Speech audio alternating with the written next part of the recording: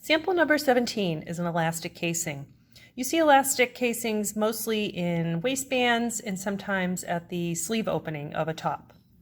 Your final piece will look like this with the elastic across the top. Your first thing is to cut out your sample number 17 with muslin, and notice that it says cut one on fold, so that when I take this apart, I have one full piece.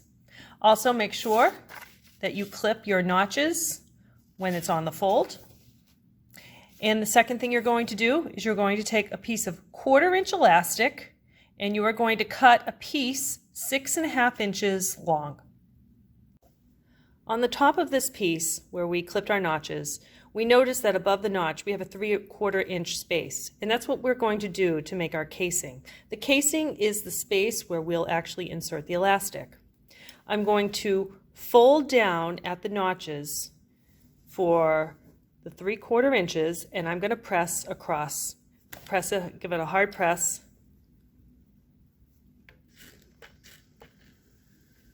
So now I've created that. My elastic will go through here, but I don't want to leave a raw edge because it will fray. So I'm going to fold that a 1/4 inch, keeping my first fold in place, and press that 1/4 inch down right across. Once that's done, I'm going to fold it over and I'm going to give it a press, so now both folds are in place.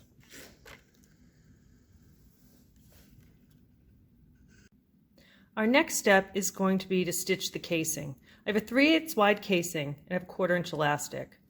What you don't want to do is have a casing that's so small that the elastic won't lie flat when you insert it. So we make the casing just a little bit bigger. I'm going to stitch 3/8.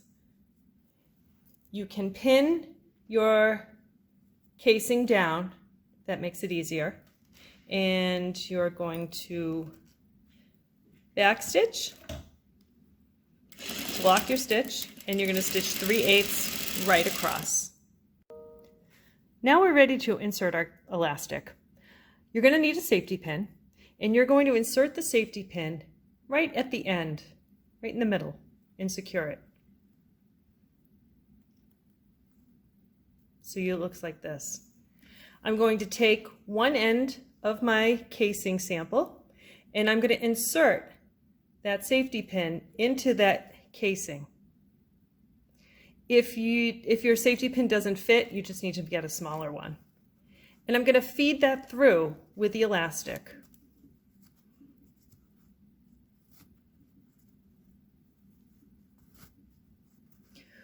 When I get to the point that my elastic no longer fits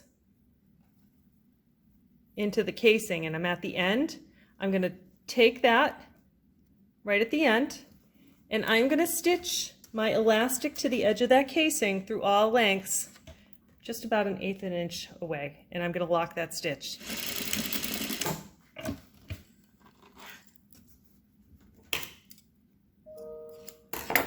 Cut your threads and then continue feeding your elastic through till the end.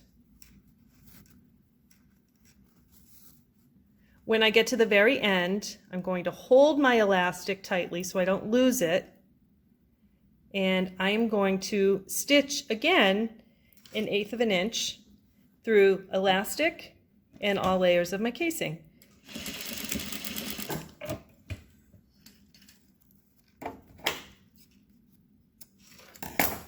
And you can see the shirring right there. My last step is to overlock the outer edges and the bottom and press. And now you can see you have a shirred elastic that leaves a nice, neat casing.